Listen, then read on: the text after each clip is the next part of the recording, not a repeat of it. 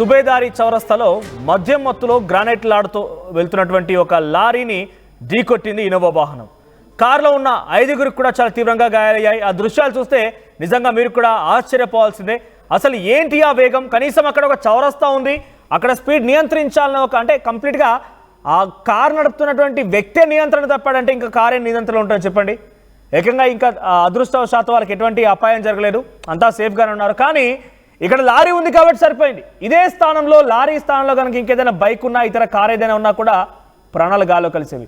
ఇక్కడ వారికి ఎట్లా కూడా నియంత్రణ తప్పింది, వాళ్ళు అదుపులో లేరు, గాల్లో కార్ తేలియాడుతోంది. వాళ్ళ ప్రాణాలు పోయినా కూడా బహుశా వారికి వాళ్ళ ప్రాణాల మీద పట్టింపు లేరేమో బహుశా, అందుకే అంత నియంత్రణ తప్పి వెళ్తున్నారు.